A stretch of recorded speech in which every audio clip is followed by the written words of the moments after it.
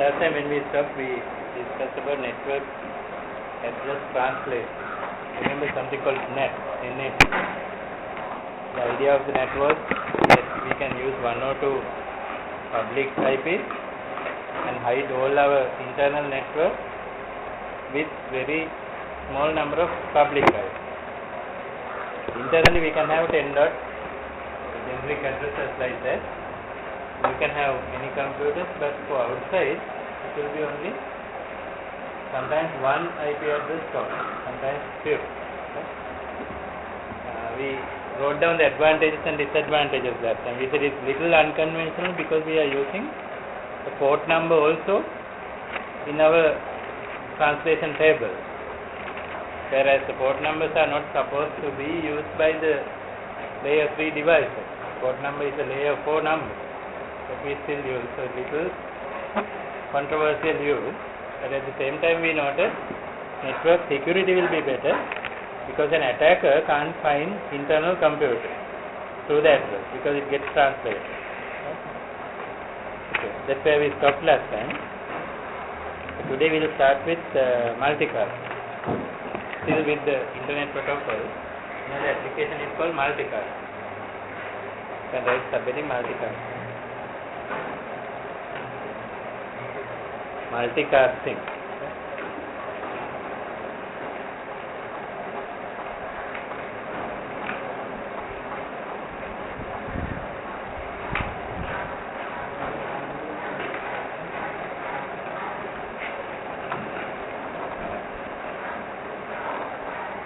People are casting their votes today.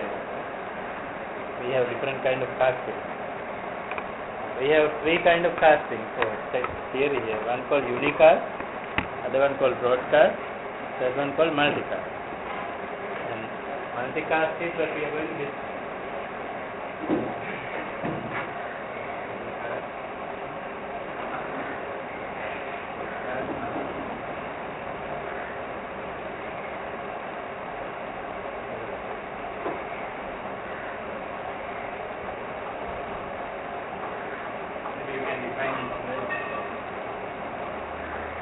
Unicast means to only one recipient, sending to only one recipient.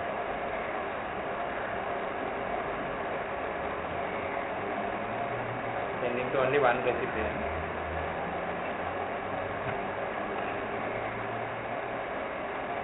Broadcast means sending to all the computers.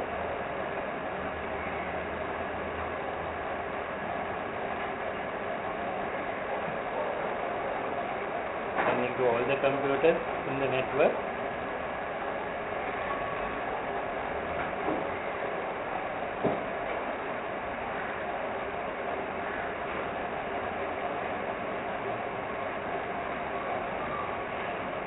Sending to all the computers in the network. Multicast sending to the subset of into a subset of the computers.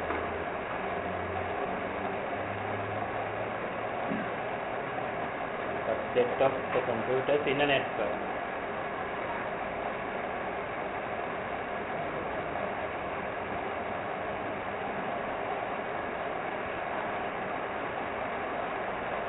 And the subset is, alright, the subset is logically defined.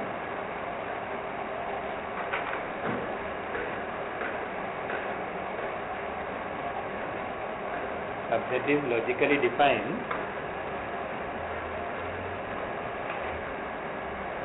with a separate multicast address.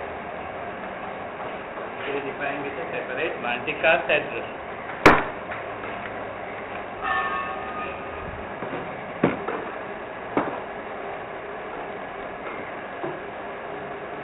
Therefore, it is one-to-many.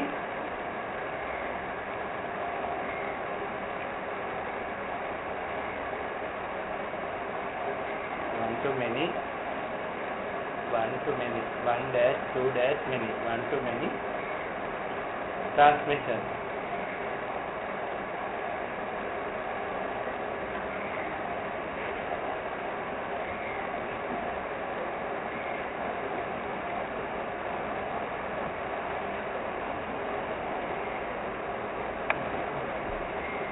Therefore, we define the network sending datagram to multiple destinations in the transmitter. For the sender, it is only one. Although we say one-to-many, the sender is not sending to many. Sender is sending only one. Somewhere in the network, it is getting duplicated or replicated and transmitted.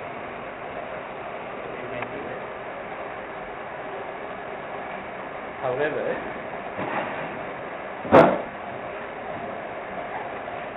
the sender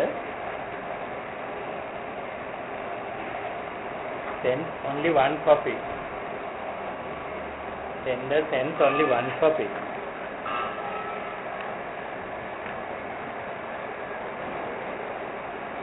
So the network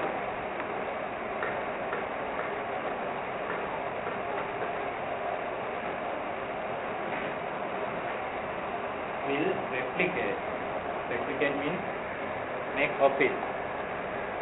Network will replicate that message. Network will replicate that message.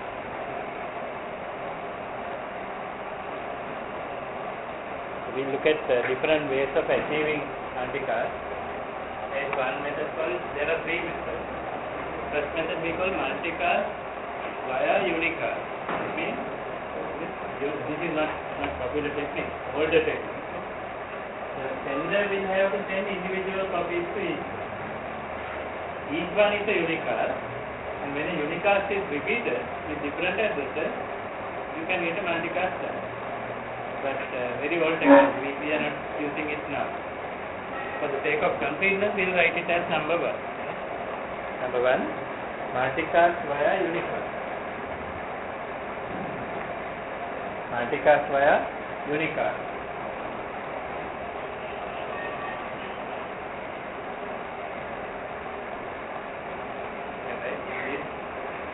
Basic method. This basic method.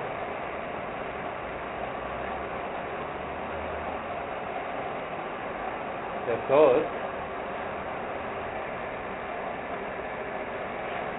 sends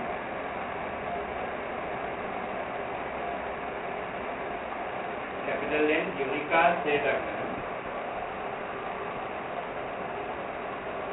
Source sends capital N unicast datagram, each address to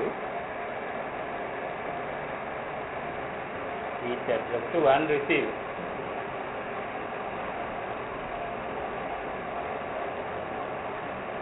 Each address to one receiver.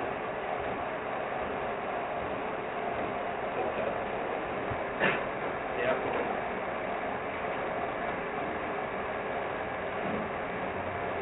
repeated unicast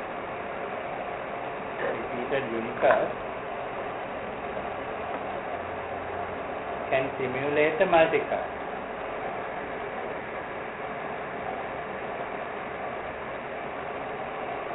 repeated unicast can stimulate a multicast.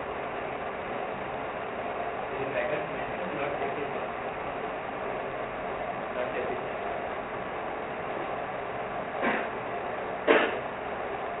We need not draw the diagram. Just remember that. Individual datagram. Remember, these are IP datagrams we are talking about. Not email kind of thing. Not the application we are talking about, but IP. Then, it would have been more efficient if only one message is sent here, and the router will support this process, and routers will do the copy. It is called network multicast. Network is doing the multicasting now. The sender is giving one copy to the network. That's more efficient. Second method, network multicast. Network multicast.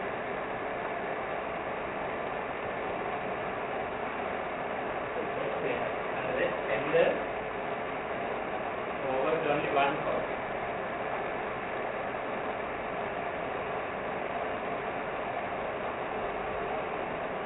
To the network.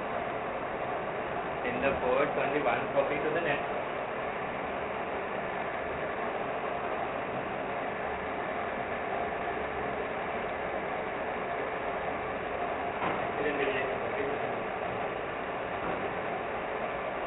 There was Katina Pinkham in the morning. I think we have leftover coffee for it.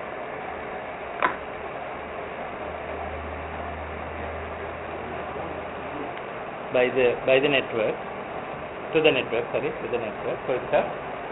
Then the network router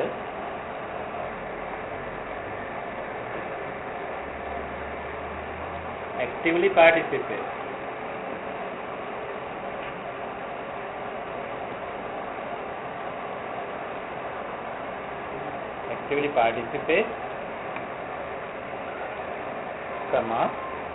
Make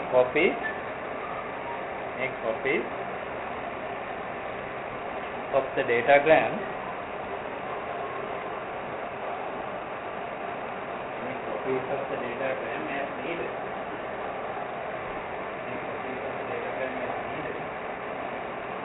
And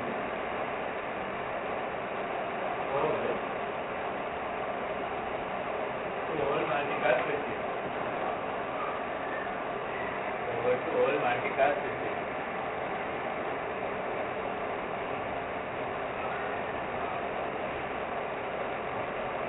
But then it is not that easy. Now here you can see only one copy forwarded. These routers will be actively supporting. This router will forward only one copy, and this router two copies. This router will identify, okay, this is one member who needs it. This router will copy it to two. But then all the routers should know this group, isn't it? Group you want to multicast. That means you have to have a separate address or multicast address other than host address. Basically, this host, for example, will have its own host address. But these several hosts together as a group should have a multicast address. Then all the routers will know that this multicast address means this group. Different multicast address means a different group here. Like that, you can keep creating groups in the network. You can define groups. So, if you remember the IP addressing we discussed earlier, we discussed different classes. Class A, Class B, Class C. Then Class D, we did not discuss. Class D is for multicast. Class D addresses are group addresses. And then you can get the routers to do this copying. That will minimize the occupancy of the bandwidth in the whole network. Maybe better to draw this diagram. Okay? Here we draw few routers. And actively participating routers here, this is not participating. They are sending copies as necessary. So no duplicate. From here to there only one copy. From here to there also one copy. Earlier we had 3 copies going here. Only one. That minimizes the network utilization. Network usage.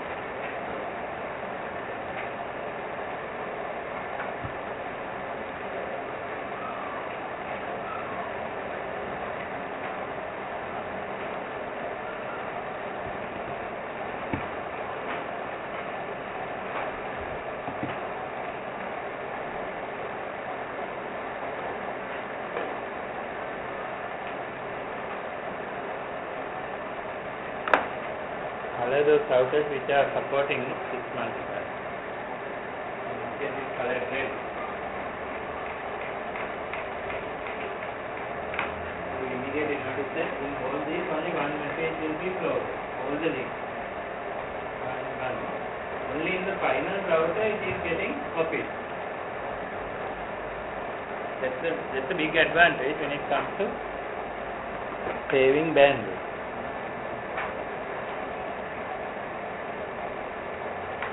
So the sign says, notice the saving in the bandwidth. Notice the saving in the bandwidth.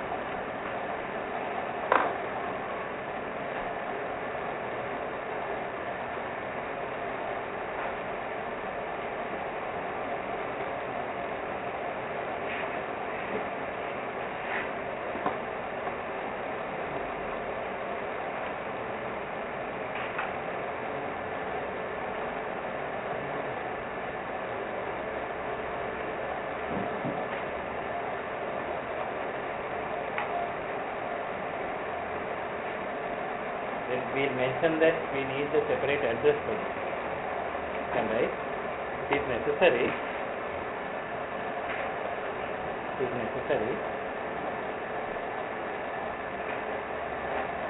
that a separate multicast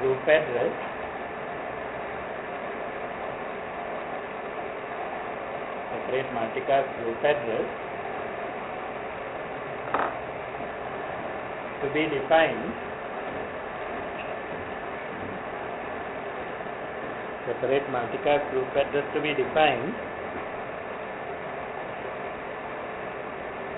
for this purpose.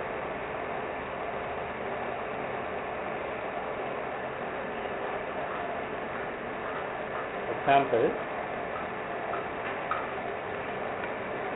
assume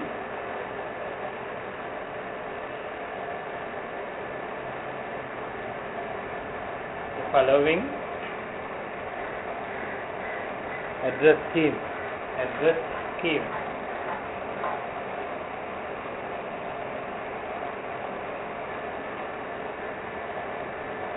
Can you make this all these alphabets A, capital A, B, C and D. A, B, C, D are the four computers. And they have their individual addresses. You can mention A equals, is the example, 128 dot, 119 dot, 40 dot, 180 dot.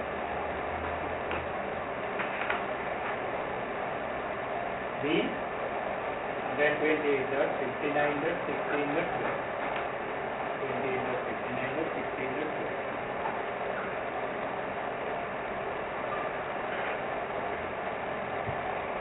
C, 128 dot, 34 dot, 108 dot, 16.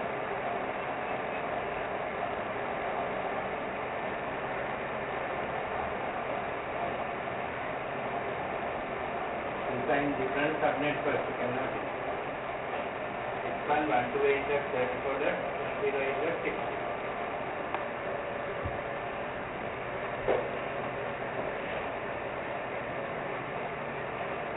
Then in the note you can mention for A, B, C and D computers,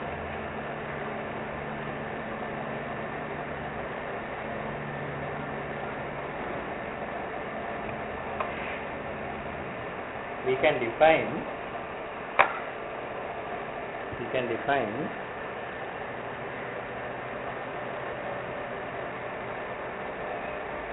the multicast group ID.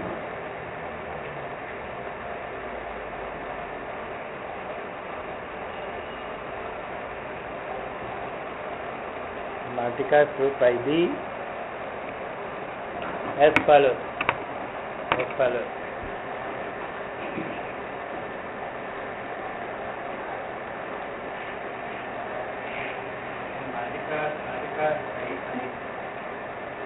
ID number, when you define the first 4 bits, it will always 1112. So this is class D. Class D D is for multicast. A, B, C, D already discussed.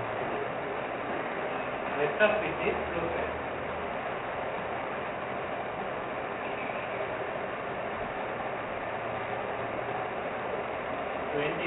Group address will be there.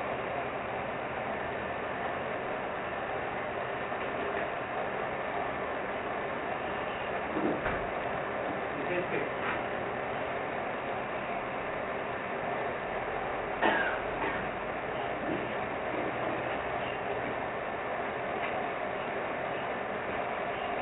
For example, you can give this multicast group address 226.17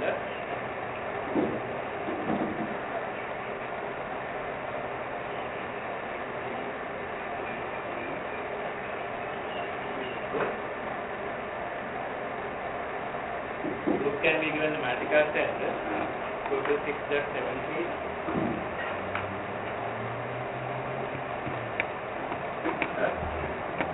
30.19.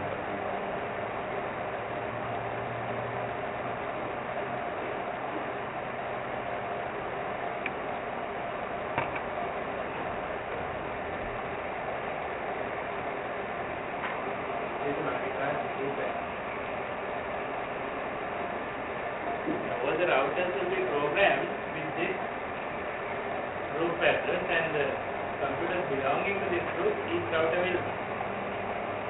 And therefore, when you send a datagram with this address, it will go to A, B, C, and D also.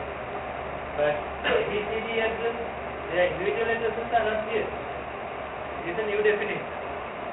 But routers will know that A, B, C, D belong to this group. So routers are actively participating or supporting it.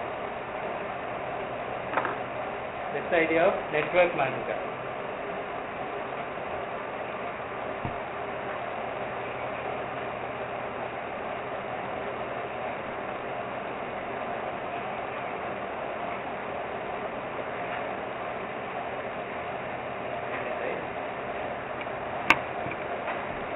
If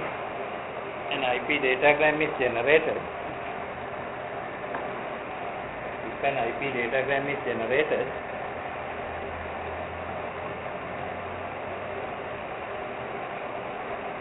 with the above address as the source, above address as the destination address, generated with the above address as the destination address,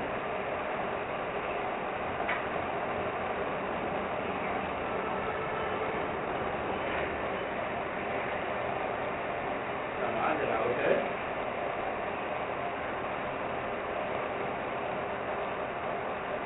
will forward that datagram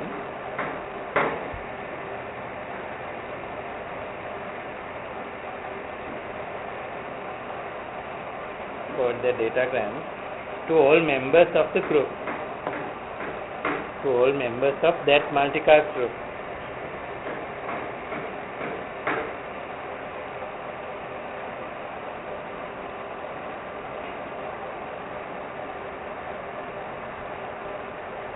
Example application, webcasting.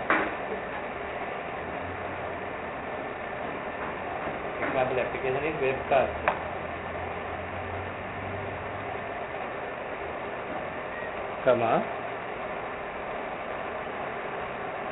Webcasting, link state,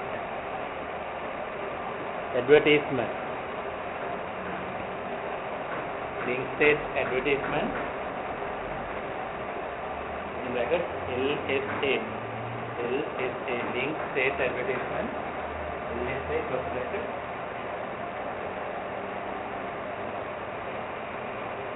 messages, LSA messages in, LSA we have to study once we finish this. But you know this protocol, right? The diploma we study OSPF, open source structure. This protocol has messages for the LSA. They also go by the multicast. That's an example we give, right? In OSPF. LSA messages in OSPF. That's another example where this idea is being used. webcasting is becoming very popular. So webcasting use this technique called multicasting in IP. And the other thing is now, when there is a multicast group, computers can join the group. And anyone who is not a member can still address this group and send something. You don't need to be a member to send something to the group. Even a non-member can send. And membership also can dynamically change. Computers can join and can resign from the group. But that's not easy, because then the computer has to make a request to join the group, routers has to accept. That means separate protocol is required. So for implementing multicasting, there are separate router protocols. So that the routers will talk to each other, informing, okay, these people have joined this group now. These people have resigned from the group. The routers need to talk to each other and get adjusted to the situation. So new protocols are required to implement this type.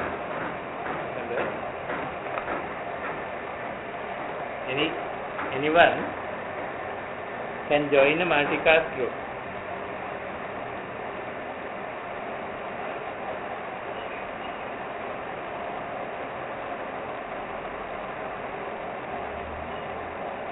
Anyone can join a multicast group. So similarly, anyone can send to a multicast group.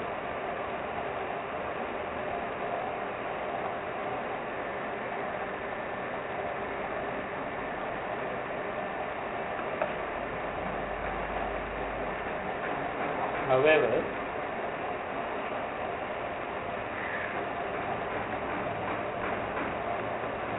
separate protocols are required.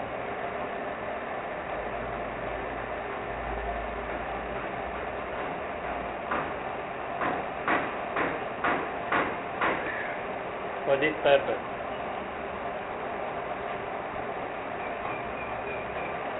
Example, MOSPF. MOSPF. It is multicast OSPF. That's a protocol which supports multicast. MOSPF means multicast OSPF. Another example, second example is DVM-RP. DVM-RP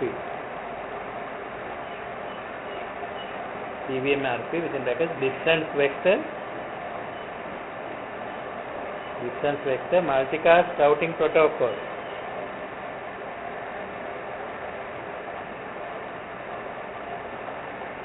Distance vector multicast routing protocol.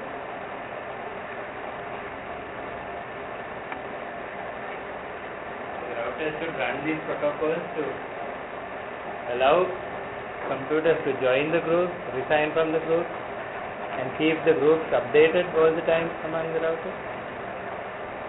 In other words, routers get an additional function now. Other than normal routing, now they have to be aware of different groups which are dynamically forming within the network. For example, let me show you one example. Suppose a computer wants to join the multicast group. If there is a group and the computer wants to join, it is a two-step process. At the local level, the host will inform the local multicast router of which desire to join the group. How will the host talk to the multicast router?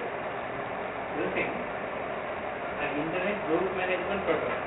There is a protocol available in the internet to manage such groups. And using that group, you can request members. Using that protocol, you can request members.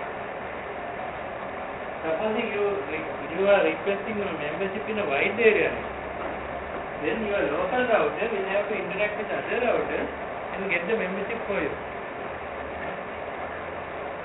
So it's an intelligent process again. The routers will talk to each other to get you a member, to make you a member. So put us and mention this example. Example, to join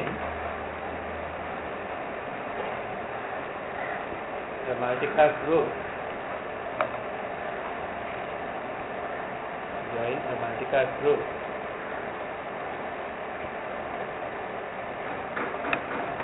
The host will inform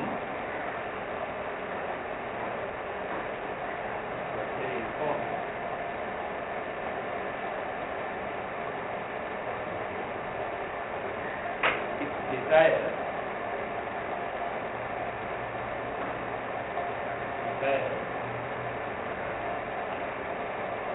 to local multicast router. Local multicast router.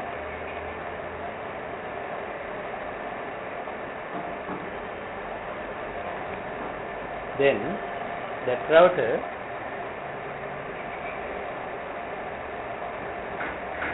will inform all other relevant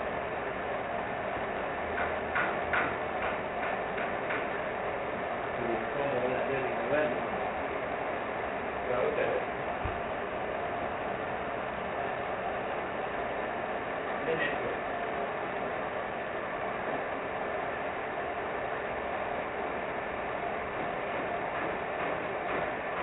For example, first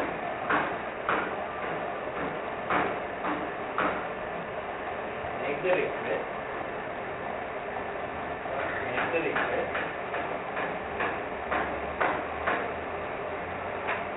Using IGMP protocol.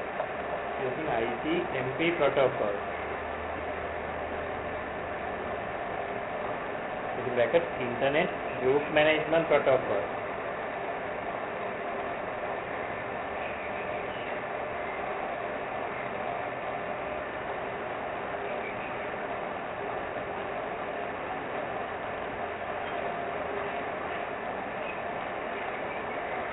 Internet Group Management Protocol.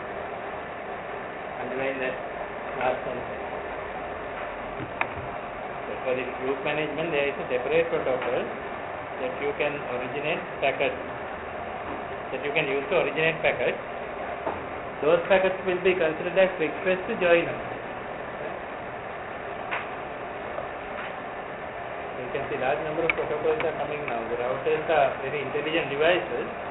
You can run multiple protocols at a time. So depending on the type of packet you send, it will understand and communicate with other routers about your request. Suppose you want to deregister, that will again be communicated through the IGMP protocol. This protocol is mainly for the group management only. Groups can be dynamically formed and disassembled. That adds a lot of flexibility to the internet. Also, it helps all webcasting applications are running on this idea. If you have listened to the radio on the web or watch TV on the web, it is because of this. Because when you click on that button icon, what happens is your computer sends a request using IGMP to the nearest multicast router, and that will continue to make the request to other routers and join you to that group. After that, you continue to receive the radio broadcast or video broadcast. But for the user, it's very simple. It's just a click. But it needs a completely different protocol set to activate and make you join as a member in that group address. So that all the packets coming from the server with that group address is getting distributed to all the hosts worldwide. It can happen worldwide. How many of you have watched the webcast? All of you have listened to webcast, right? Anyone who has not, please join a group yourself and watch the video audio. Watch the video, listen to the audio, and you can get that experience. It happens through this technology. Okay? Knowing the technology is not enough. You have to experience it. And the burden for the host, burden for the server is much less now. Why is that? Suppose you are operating a webcasting server, you are sending a TV program or something. You are sending it only to your router. And the number of people who are listening may be millions. But those duplications occur at those local routers, not here. Not here. So your server will not be heavily loaded. Okay? So this is a model developed for webcasting application. Therefore it's very powerful technique. But these two multicast addresses you can't use. So just make a note. From that address group, these two are not allowed. This is 224.0.0.2. Again, all the routers, not one particular router only. This is the router.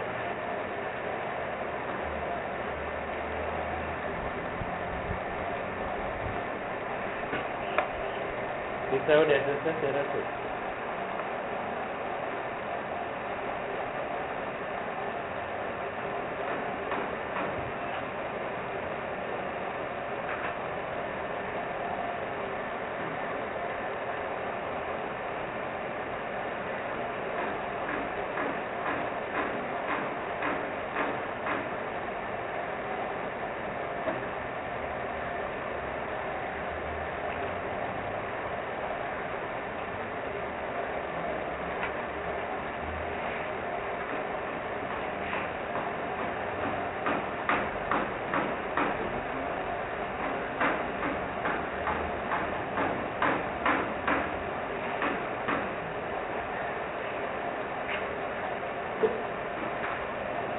New way of broadcasting. Your computer can join a network like a radio or a TV. It can act like a TV or a radio because of these features. Right? But we discussed for the second method. What are we discussing? Multicasting technique. First one was multicast via unicast. Second is multicast via network. Third one is multicasting via application. Number 3.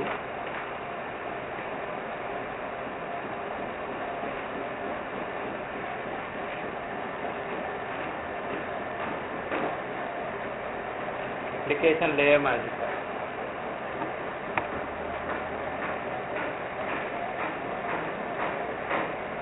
Application layer multicast means the sending first will be sending it to one of the hosts. So it's a unicast here.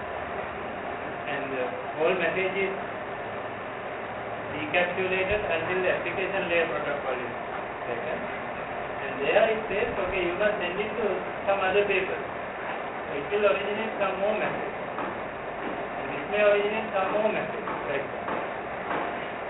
So it is like a chain. It goes to one and that might duplicate or replicate, that might again duplicate or replicate like that. Routers are not participating in the copying. Copying will be done by the application layer. That means one of the hosts or few of the hosts will be doing the copying. That's the second method. Third method. You can write in system. In system,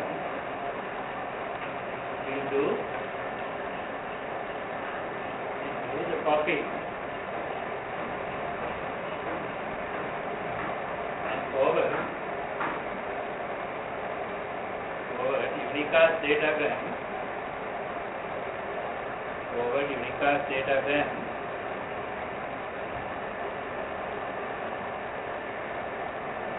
unicast datagram among themselves.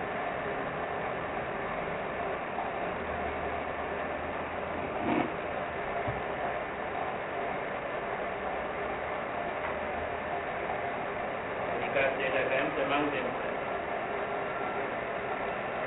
So same A, B, C, D computers, this time A is sending to C will be sending to B and D.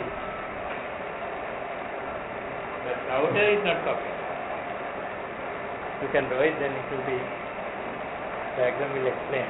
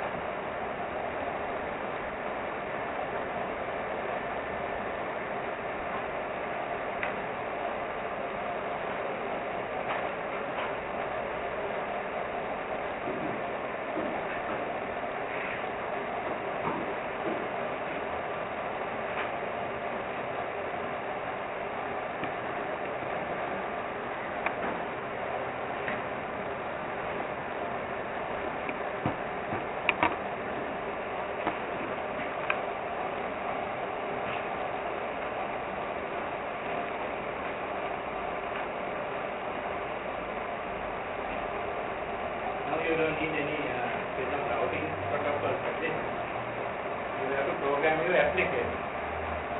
So any application writer can make use of this idea that you read the message from here, and it might say, okay, I want to copy this to the other member, and the application layer will generate packets, and IP has nothing to do with it. It is the application layer generating the packets, not the internet layer. So you can write that the internet layer is not involved.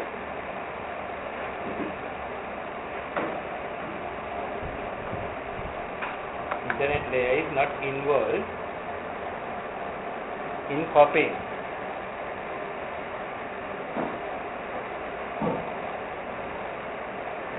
Application should be developed.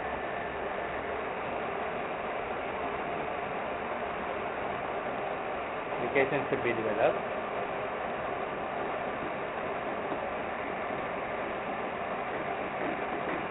to originate messages to the member.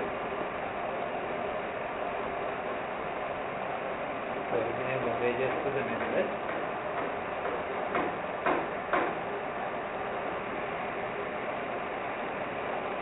In localized areas. Members in localized areas.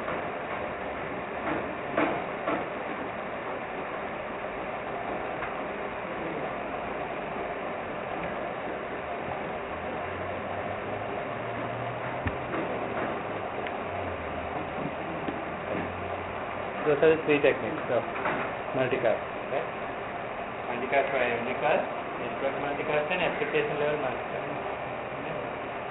Next we will look at IP version 6. Next subheading IPv6. V is simple when you write. IP version 6.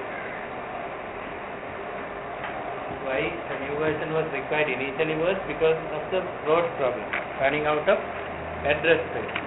So the number of bits in the address, 32 bit was not enough, and you had to make it double, not double, 128 bits. Then number of addresses were quite large. But in addition, the header was modified in order to make the routing decisions to be taken in a high speed. The routing decision time could be minimized. In addition, quality of service parameters were included in the header. Why are we worried about the quality of service? Because now IP is being used for audio, video, data, and various kinds of services. Video conferencing kind of applications are coming. Therefore, different services need different quality. So the IP version 4 has very few quality types different. But version 6 has large range of quality, and the packet will be informing the routers what kind of service it is expecting. The routers will know whether to give priority or whether not to give priority to this type of traffic.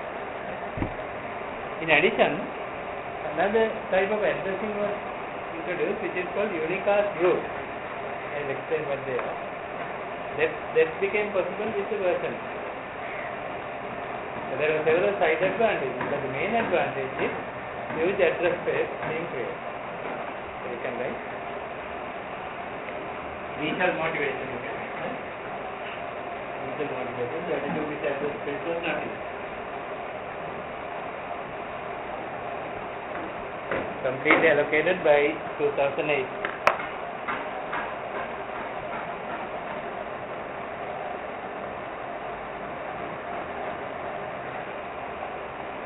In bracket, road problem, ROADS.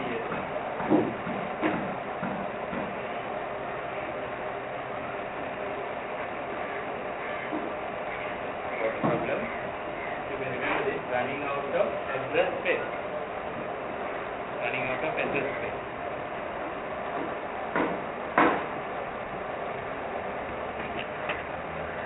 That's the initial module. But additional modifications, additional support to work, there were three more advantages came.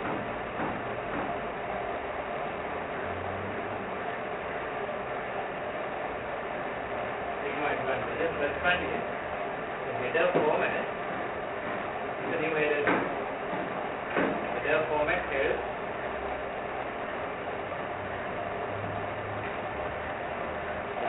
helps speed processing and forwarding. So we say speedy processing and forwarding. So let's find this.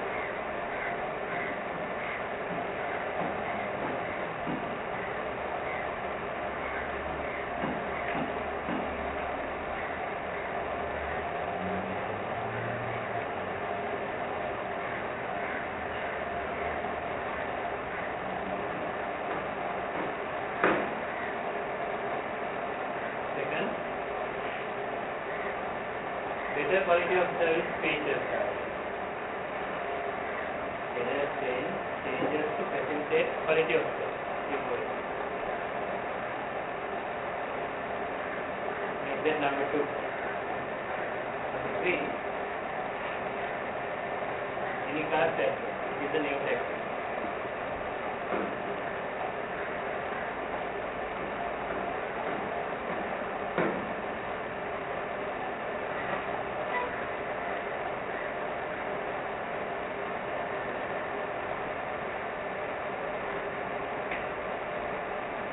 That means you don't specify, say anybody who is okay.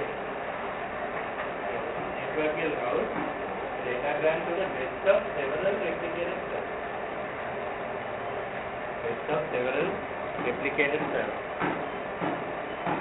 Replication means same server can be mirrored. Same server may exist in different places in the world. They are called mirror sites. And when you are making a request, the network can decide, or you can decide, you may be given the choice, which mirror site you want. And if that is the closest, so that is the most speedy one for you, you can choose. This is for a new class type. Any class type. It's a new method. Go to the best of the several replicated servers. Services available. Several replicated servers available. Replicate means same thing is repeated several times. If it is repeated only in 2 places, you call it duplicate. 3 places, triplicate. More places, you call replicate.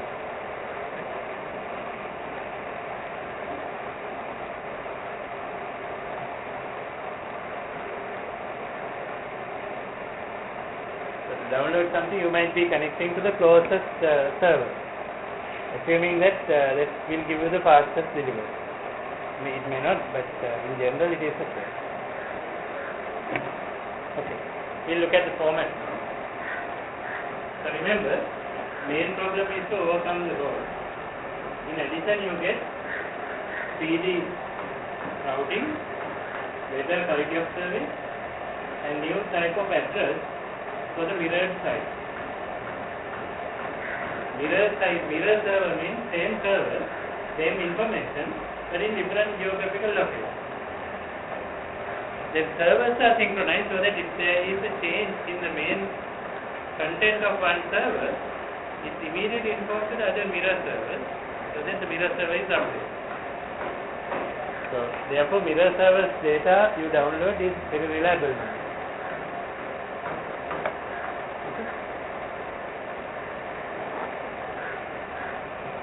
We'll look at the format. Appending IP version 6 datagram format.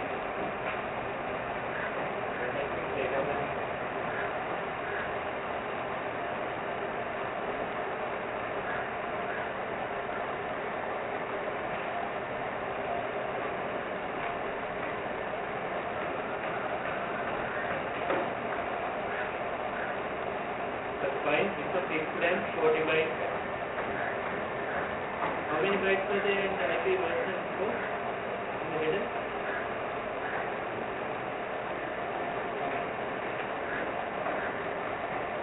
We studied that 20 bytes. Now this one is double row, 40 bytes. And each will not allow fragmentation. So the theory of fragmentation is not supported. Also, no fragmentation allowed.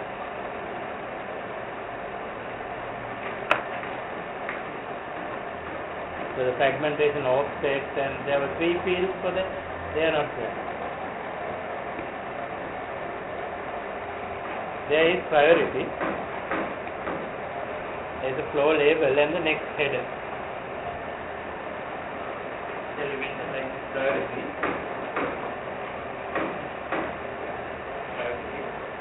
Identify priority among datagrams in the flow.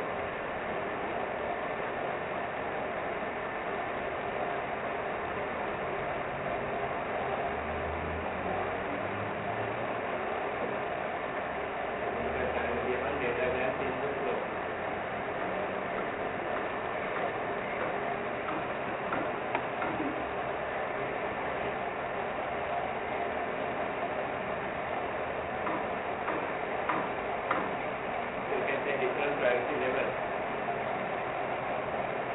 So there is a label called flow label. Flow label.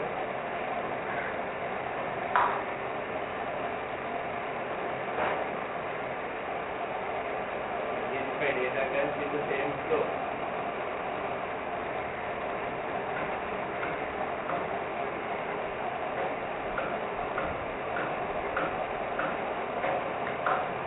Here the word flow is something you can define a particular type. So maybe related to one application you can define it. So within brackets you can say concept of flow is not well defined.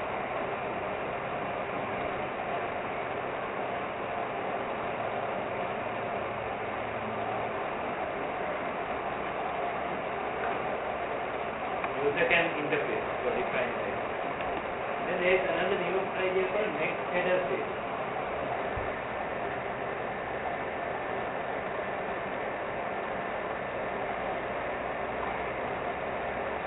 Identify upper layer protocols for this.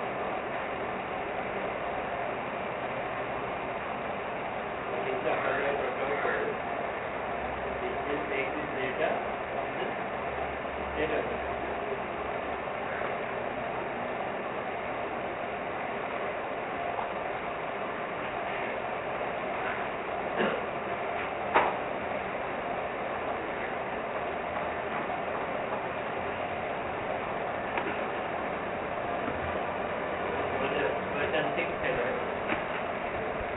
Most of the header is one for the address.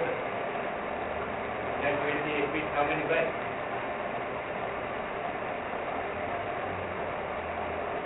Altogether 128 bits.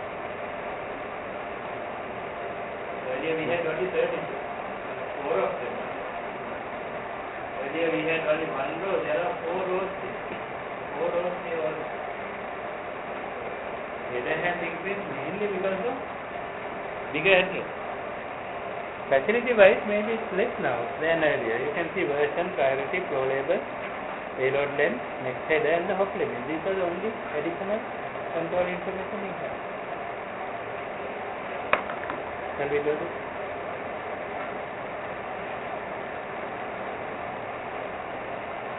In fact, only 2 rows of control. Most of the rows are named files.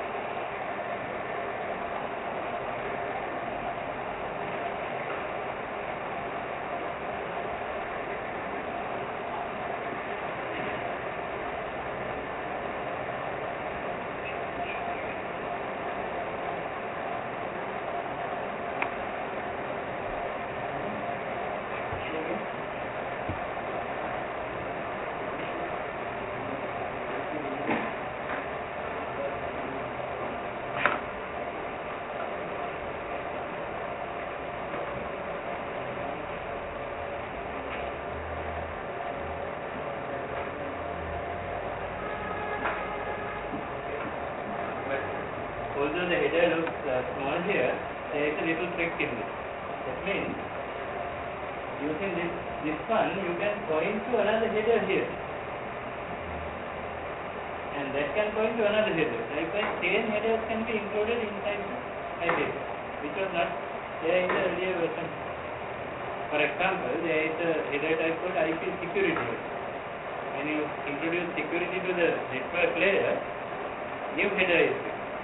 And this one will be pointing to the IP security header here, and some more bytes here will be used to get additional perf. In other words, depending on the user's requirements, the header is extended. If you want security, you have to put some more bytes by referring to it. The header length, although we say it's fixed, it is actually extendable by the user. That's a new idea, rather than fixing, which means that it is very flexible. The user can go on implementing different ideas within the network layer itself. Okay? So we'll mention that.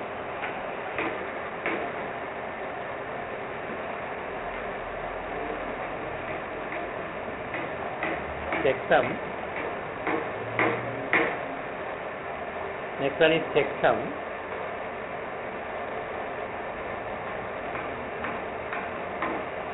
Options were not shown in there.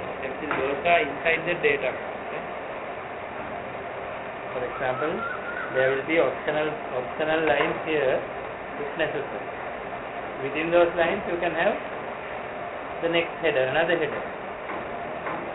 Even version 4 had that option. Version 4 also has minimum 20, but you can have options. That's why IP security was possible to be implemented even with version 4. But version 6 has a different chain method to support that kind of additional header.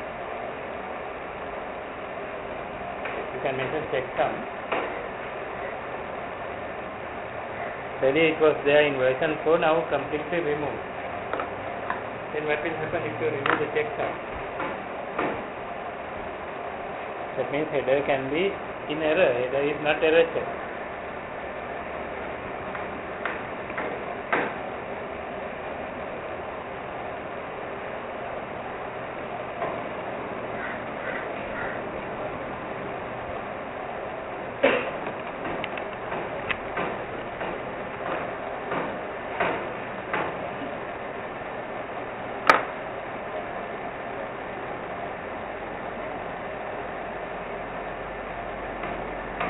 You can have any number of options, but outside the header. If you have the external header, you have to mention that in the next header field, like IP security, etc. You can have, but not in the main header. Not in the main header.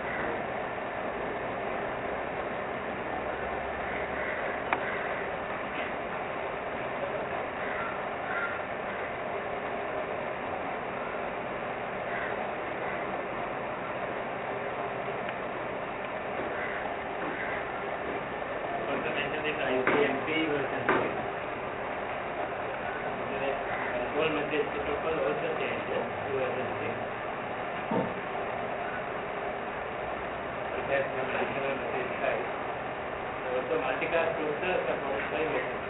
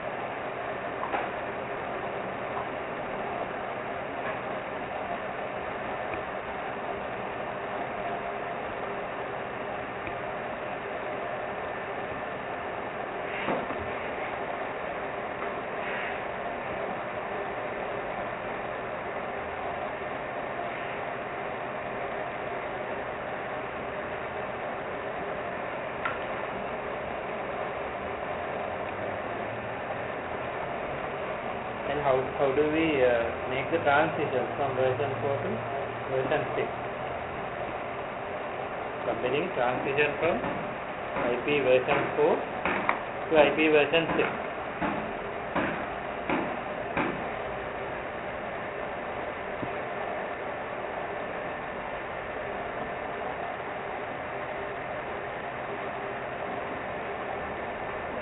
To understand is that we can't transfer in one moment.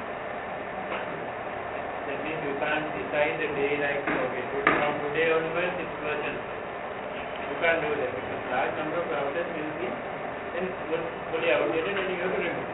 That cannot be done. So you have to find a new way of slowly migrating. While version 4 is running, version 6 could be introduced first. See? Mention that first.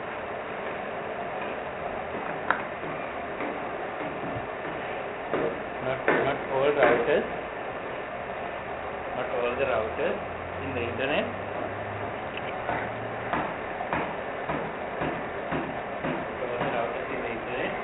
can be upgraded simultaneously.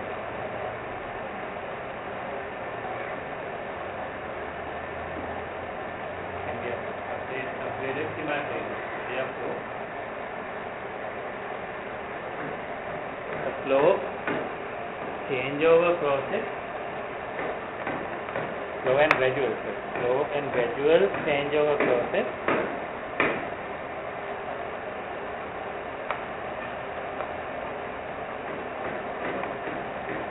is necessary.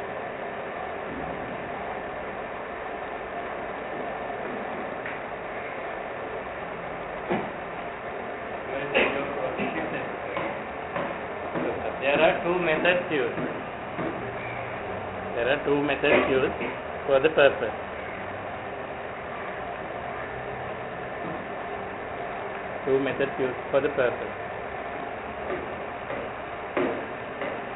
One, dual stack method.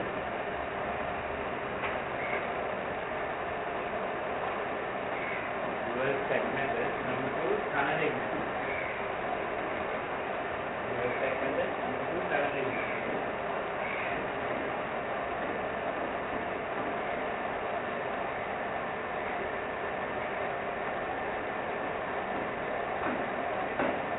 Dual stack means there are new routers with dual memory stack. That means the routing table can be duplicated. Version 6 routing and version 4 routing on the same router. And depending on the next router, if the next router can only support version 4, this router will send version 4 packets. If the next router can support version 6, this router can send version 6 packets. Then suppose the version 6 packet came and the version 4 is the next one, what do we do? You have to convert the packet from version 6 to version 4, and these routers, dual stack routers, can do that. The new routers are dual stack routers which are capable of converting version 6 to version 4, depending on who the next router is. You can mention number one, dual stack method.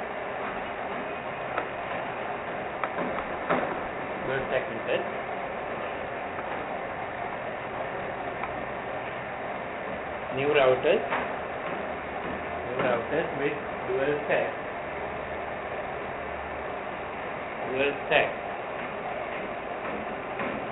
Dual means two. Dual stack means version 6 and version 4 both support.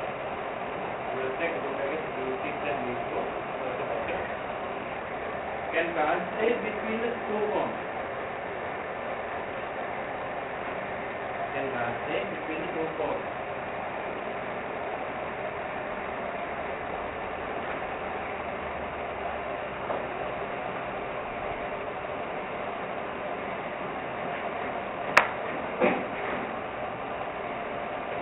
The details we are not going to look at, but just look at the idea. Second method, tunneling.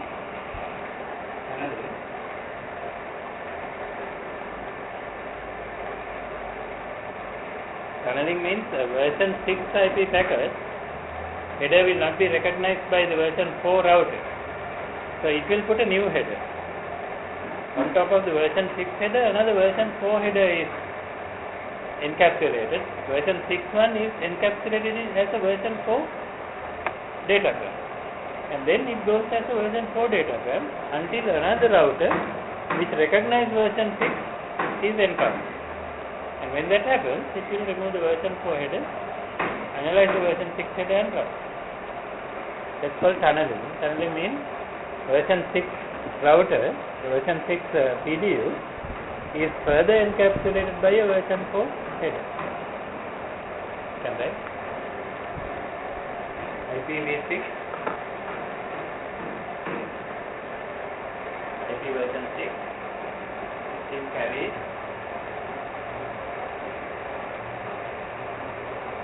as payload. Carried as payload in IP version 4.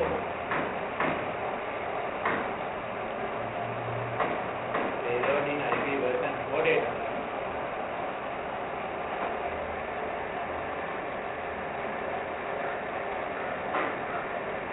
Among IP version 4 out. Among IP version 4 out.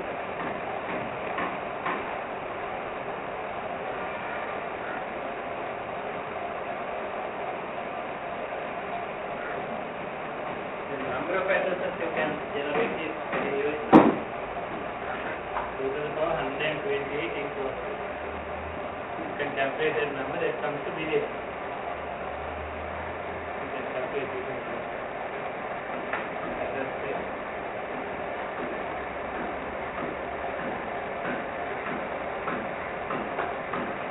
Address space is 2 to the power 128 because 128 bit addresses are it. And class plus address, not class full address.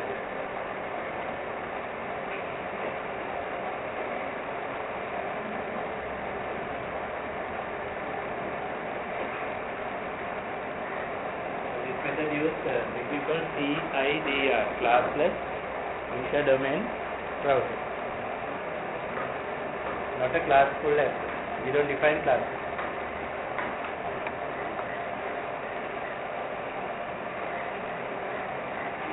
That mentioned below this CIDR is used. You can write it classless inter-domain routing. Classless inter-domain routing.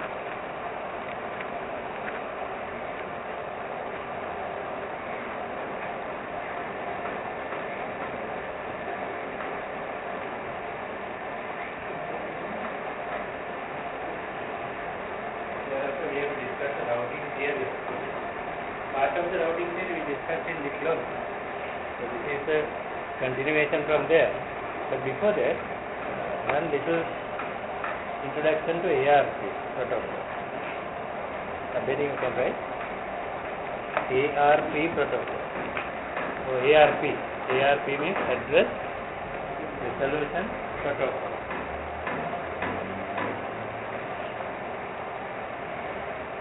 Address Resolution Protocol.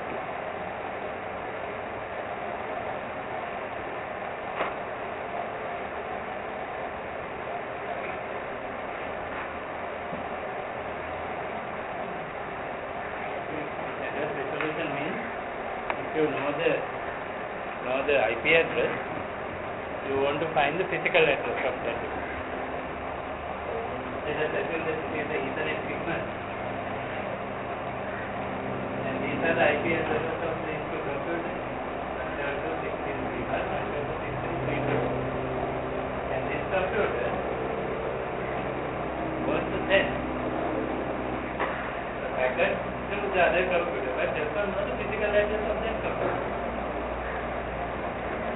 It's not only the IP address, but IP address is not enough. IP address is only a logical.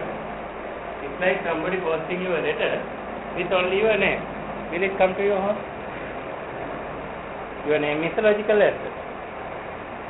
But it does not come to your home because the postal department can't sort out where are you. Right? So therefore physical address is needed to send anything. But I'm sure you have many friends. whom you know the name but you don't know their address, isn't it? That's where the address resolution protocol is required. To know the name of the person but don't know his address, but you want to post a letter now. Same thing happens when you know a person's name but don't know his telephone address, but you want to take a call, don't know his telephone number. So you have to look at the directory or somewhere to find telephone number. That is address resolution. It's called address resolution. Without doing that, you can't contact him. Knowing the logical address, which is the name, is not enough. Something which locates him physically should be known. So that is the idea. So if you say on computer, you say, I need the internet address of this one, this other computer. So then that message will be sent through this local signal, and then the computer will, actually this computer is asking, I know your IP address, but what is your physical address? It will broadcast like that. And then the owner will reply, okay, I am so and so, and this is my physical address. After that, you can use the physical address to send information to them. So, shall we do only a directory rather than writing down?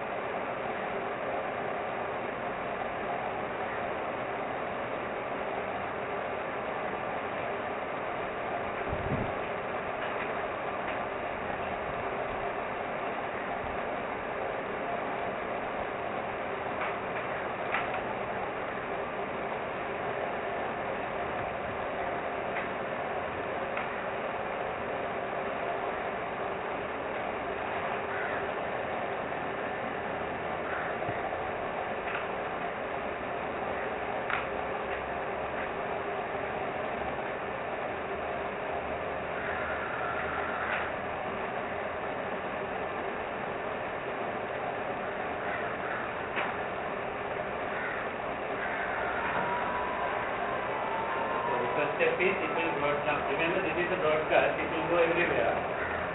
This request will go everywhere. So the correct person also it will go. Then it will reply. The reply comes like this. Reply is, yeah, I heard that broadcast. Message is for me. Here is my Ethernet address. And it will tell the Ethernet address. That's also a broadcast.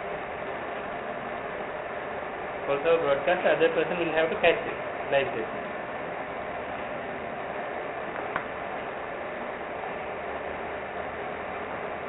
Say, and so this is my Ethernet. And then this one will catch the Ethernet address, use that to send information. But for this, there needs to be a protocol, because this will not happen automatically. It's the ARP protocol.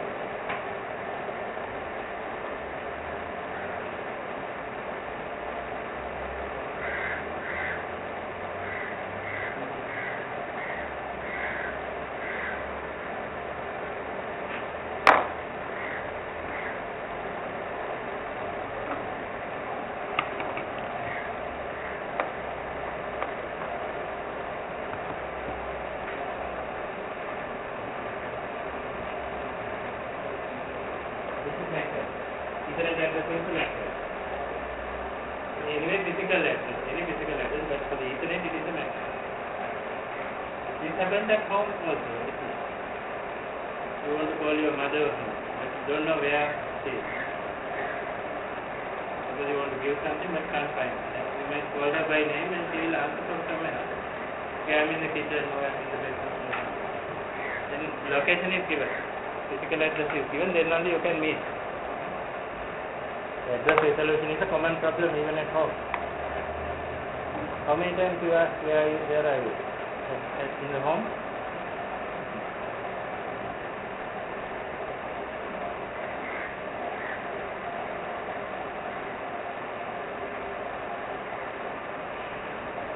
Remember those examples, then this protocol is not a difficult one actually.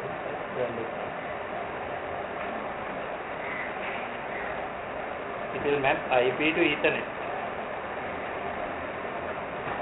IP address is known, but it's the Ethernet address. It will map. It is called the local address resolution protocol, local ARP.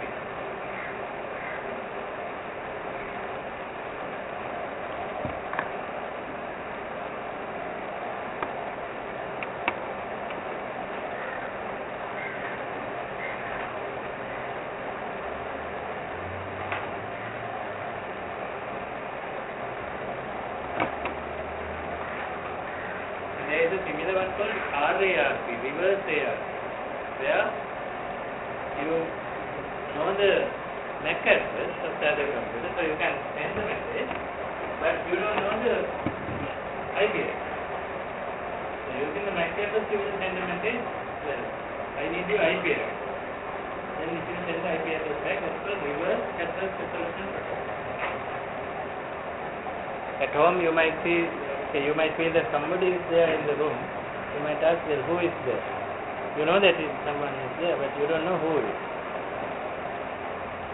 So that kind of a situation is reverse address resolution. You know physical location of the person, but you don't know who is. It's called RARP. You can write RARP.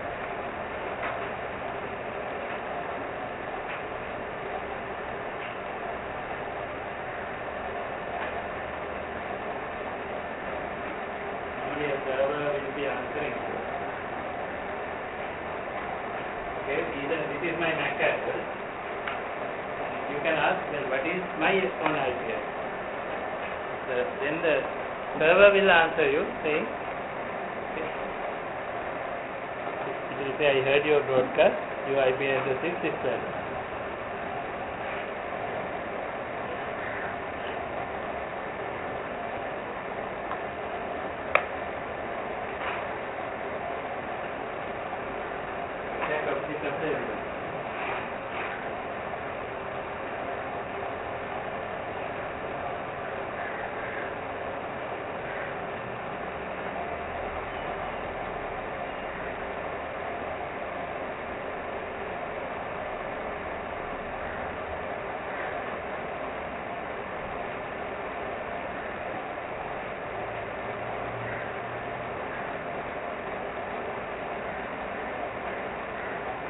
When these protocols are implemented, devices can easily talk to each other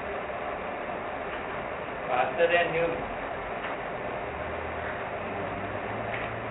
You can imagine the future of these communication tech. Devices will be communicating better than you.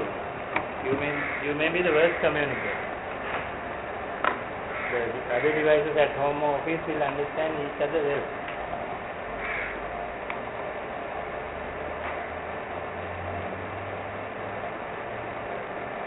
I remember watching a cartoon on TV that it's a children's cartoon.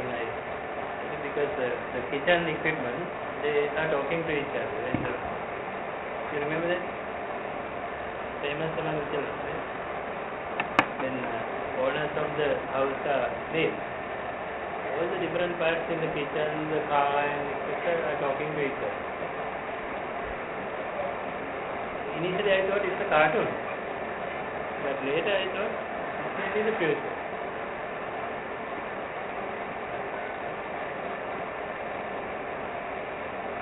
I don't know, children enjoy it, but I also enjoy it initially, but later thought, well, can't it be a reality? It will, slowly it will, because these kinds of communications are now becoming common, right? It's very easy now that devices could be in a wireless network. It's possible. I don't know. When nanotechnology kind of thing comes, if you can have little transmitters within these devices, why can't they talk? They will. The car might talk to the house and say, "Can you open the door? I want to go out or something." The garage door. Rather than you going and opening it and having a lot of trouble, those two can coordinate and open it and take out, isn't it? At least it can automatically open. So those things are definitely coming. Because the communications are getting more and more improved with new protocols.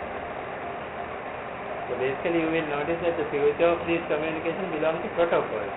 If you are a telecom engineer, telecom person, you have to know a lot of protocols.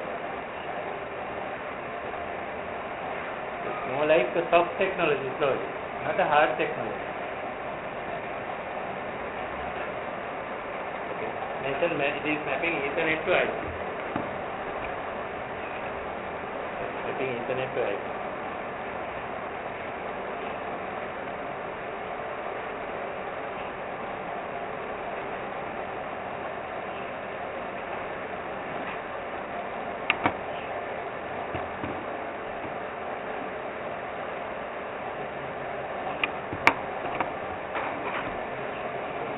Basic parts about IP that we have to study in this level, but next part of the theory is the routing, which we have to continue from diploma, but we will have to quickly revise the diploma, otherwise we will not find it easy, right?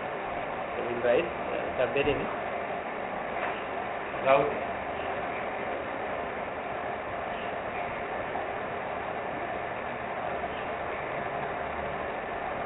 We will revise what we have done quickly and then have the break, and after that discuss the advanced diploma. What are the basic ideas we have learned in diploma? What is the route? Route means a possible path from a source to a destination. Usually write in short note side, a route. A route, put a dash and say a possible path for a datagram to go from source to destination.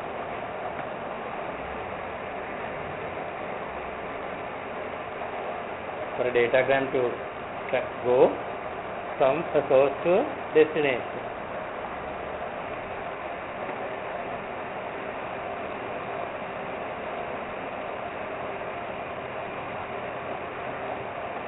Therefore, it is a sequence of routers.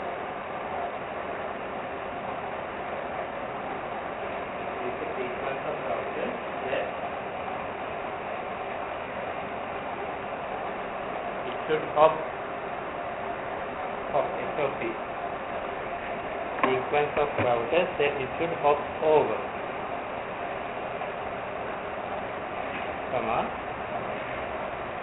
leading towards the destination.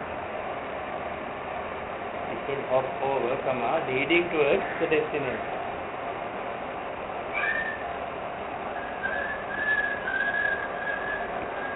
Sequence of routers, it should hop over. Hop means jump.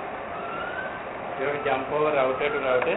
That means router is the junction. You have to go through junction to junction until it goes to the destination. That's the route. So routing means finding that path. And for routing, the routers will have to make what we call routing decisions. To make routing decisions, they need routing information. Routing information is what is the present topology out there, what is the situation out there, what are the routers active, what are the links which are active. So that learning that is called routing information. You get the routing information, put the routing information into a routing algorithm and calculate your routing table and keep it in the memory. When a packet arrives, you look up the memory to find what should be the output code this packet should be sent. And once you take that decision, it is called the routing. Those are the things we have cleared in the diploma. We will quickly define each one of them. Routing information. routing information. What did I say? Knowledge of reference topology. Reference topology and status of the network.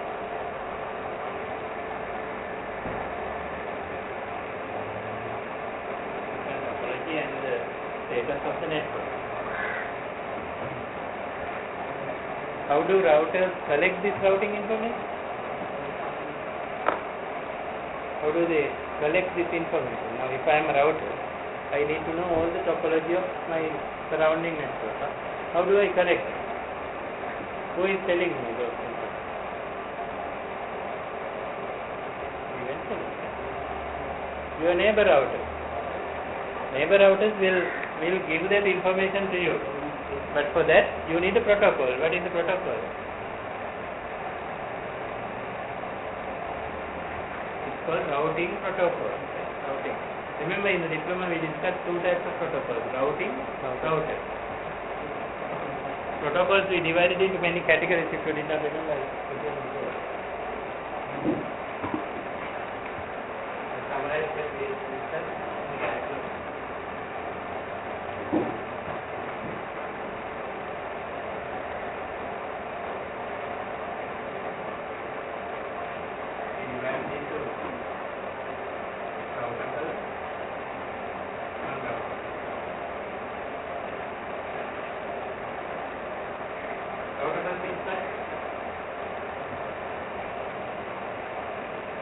Layer 3 protocols are routed.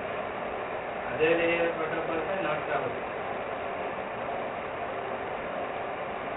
For example, Ethernet is not a routable protocol. HTTP is not a routable protocol. They are not in layer 3. Routable protocols, how do you divide? Routing and routed.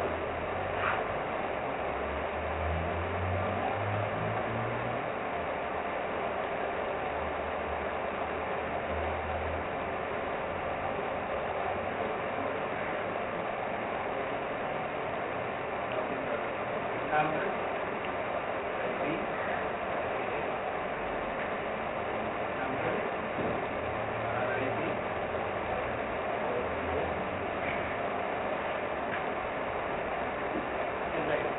this is how we test that.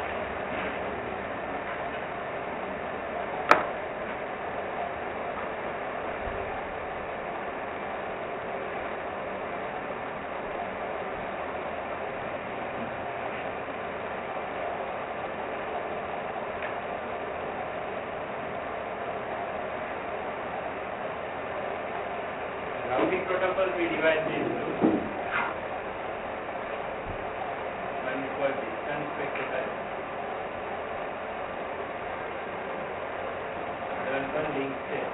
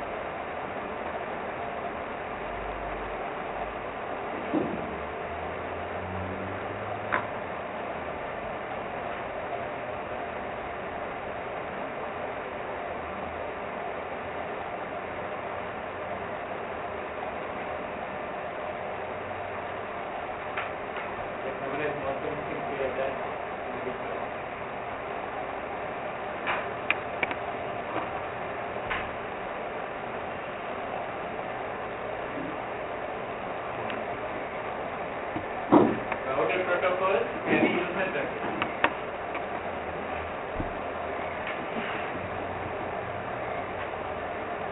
These protocols carry user traffic. These protocols, what do they carry? What do these protocols carry? They carry what we just got, routing information.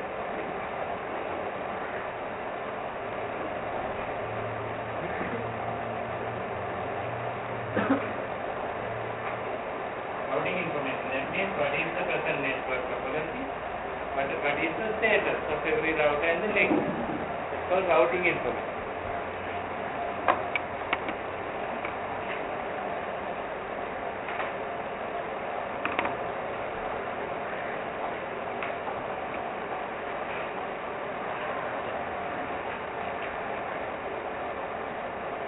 So therefore, routing protocols are the protocols used by the routers to talk to each other and share the routing information. You can write routers use routing protocols. Routers use routing protocols to share. Routers use routing protocols to share routing information among them. They are the routing information among them.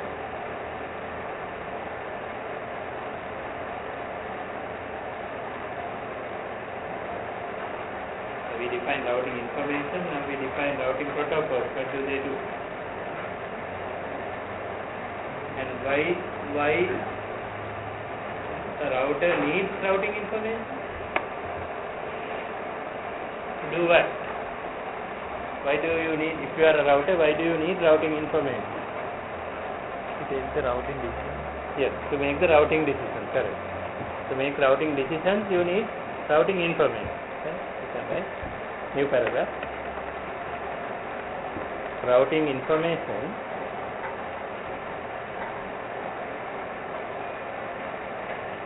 will be used to make routing decisions for each datagram.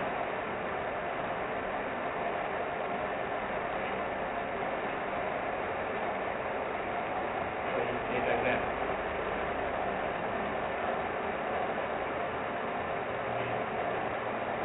It is done in the following manner. It is done in the following manner.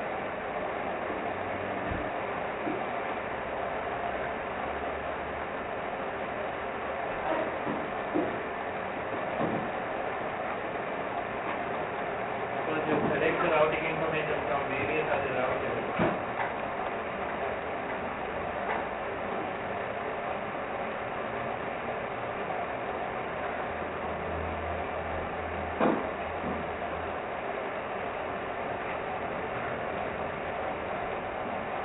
You select it using routing protocol.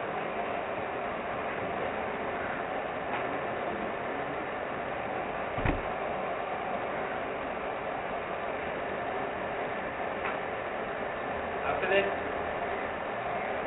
routing protocol will select routing information and then will put into a process.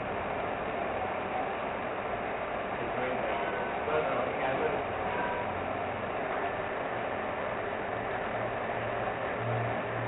This is what we have to do in the advanced system. This is the one we have to do. Routing algorithm. The answers you are getting from the routing algorithm you put into the table.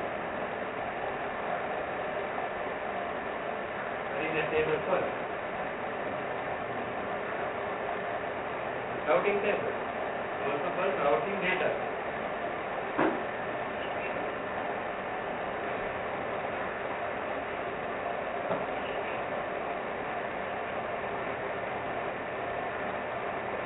People normally call it routing table.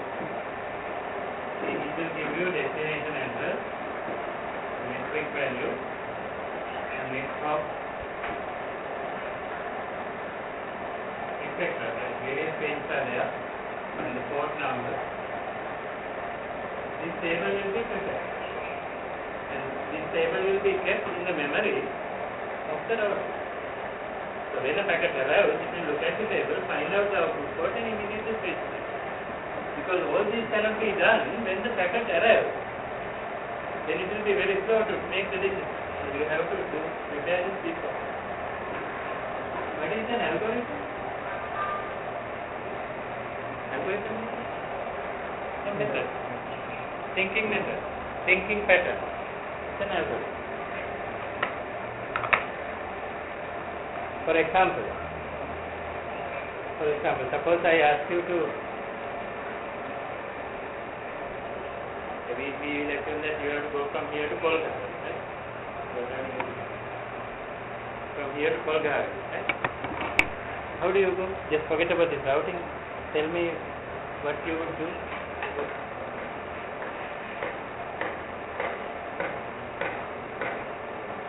You will check whether, okay, can I go by bus, go by train? Is there a railway station at Kolkata? In that case, what is the line? Is it the Nigamu line or the other one? How many stations? Or if I take a bus, where do I get down and where can I get there? You have all that. Now that immediately a destination is given by me to you, the destination is Kolkata, right? And you are checking your routing table in the mind. The routing table has all the information of whether it is on the railway line or what is the bus route and all. When did you prepare the routing table? Suppose the routing table is in your head now, what would you do? Suppose you don't know where Kolkata is.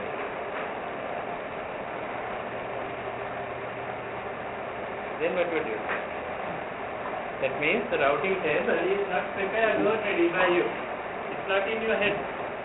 But if I ask you, okay, how do I go to Goranda, a very well-known place, it's already there in your mind, you know what to do. Routing table is, decisions are very easy now because table is already there, database is there. But suppose I ask you to go to, say, Nandikadal, I don't think you know how to go there. In that case, you don't have the routing table. What would you do? You need routing information. From where do you collect? Maybe a map. You get the map and put it into your thinking, okay, if it is there, maybe I can go like that, go like that. That's the algorithm. You make a plan and then prepare possible route. Keep that in the head. Next time when somebody says you have to go to that Nandikadal or somewhere, you don't recalculate because it's already there in your head. Right at the moment, you have a lot of routing tables in your head. You are a router. You take your own routing decision. There are many places in Sri Lanka that you have visited and you basically know at least one path to go there. Supposing I ask you to go there again, you might not be taking out the map because you might have already taken the bus and you will directly go there. But if I give you a place which you don't know, then you need to collect the routing information from maps and ask other friends, how do I get there? You collect the information from neighbors, maps, everything. Put it into your own algorithm. If I take the train, will it be more expensive? What is the less cost? What is the fastest way? Quick time method. Algorithm. You plan the algorithm by a thinking method and then prepare a table. Okay, these are the possible ways. And if I go this way, cost is low, but time may be more. If I go this way, time will be less, cost is high. Likewise, you prepare. After that, you take the decision. You may not take the decision now. For example, thinking that you are coming to your office from home. Right? You have already the routing table. More than one route is there in your head. Right? And what route do you take this morning depends on several other things. Suppose you look at the news and find, okay, there is heavy traffic in a particular area, you will change your decision to the alternative route. Right? That's the routing decision. Routing decision is taken at that moment. Routing table is pre-prepared and available in your head. So, any router does the same thing. Therefore, routing is not a big deal. If you realize what you are doing, that's exactly what the router is. So don't consider it as a theory because there is no theory. Just the same thing that we do when we are asked to go somewhere. You can write.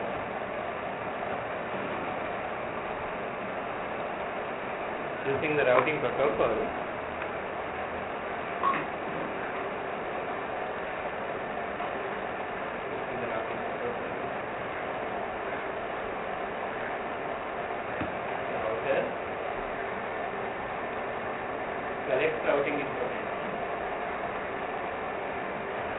collects routing information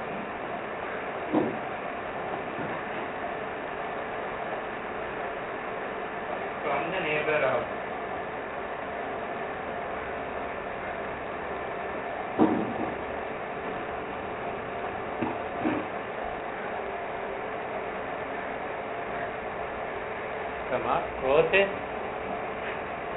Process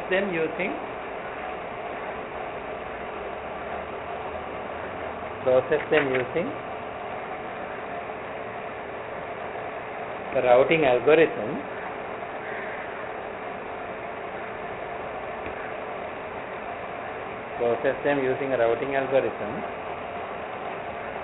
to identify the best path.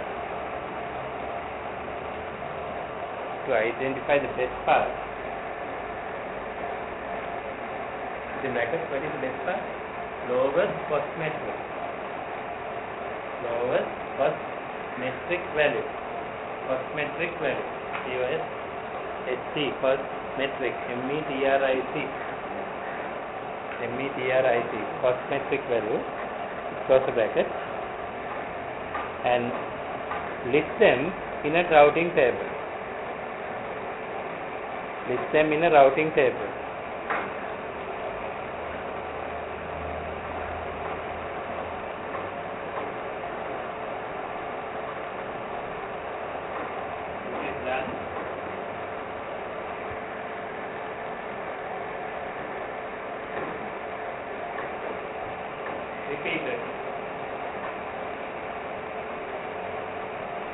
Repeated.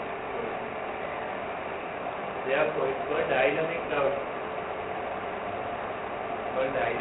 Because you keep on doing it.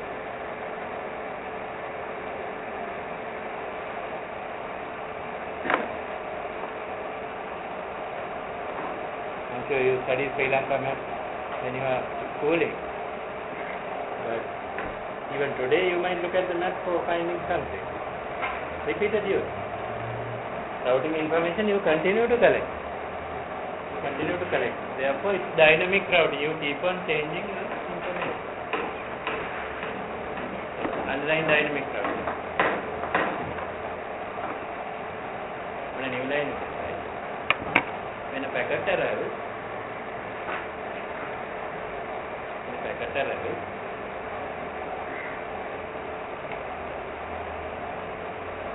the routing decision for the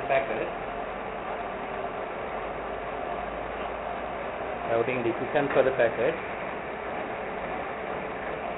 is quickly made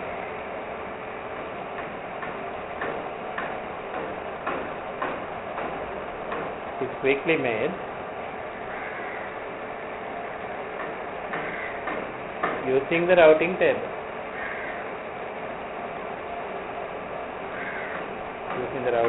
Already prepared.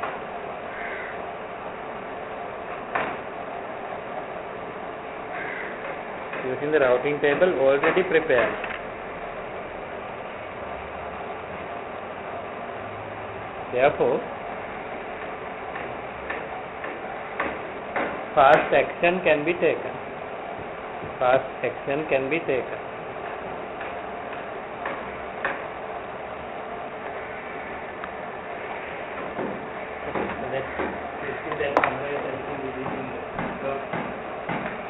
We discussed route, routing, then routing table, then routing information, routing algorithm, routing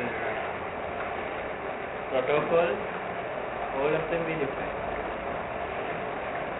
And when you compare it to your mind maps of how to go to different places, those are exactly routing tables. You are regularly collecting routing information, putting it into your own algorithm, and continuously upgrading the routing table in your head. And whenever someone says, okay, you must go there, you will quickly try to access your routing table and decide, okay, this is the way I go.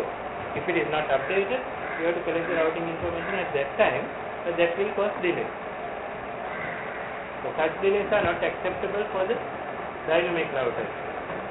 Therefore, they continuously update. Once every 30 seconds usually, routing table is updated. If you use RIP, routing information protocol, once every 30 seconds, all the routers talk to each other, update about the supply. So quick. That means twice a minute. they update their routing. So they remain up to date because they can't delay this fact. Okay, now our focus in the advanced diploma will be routing algorithm.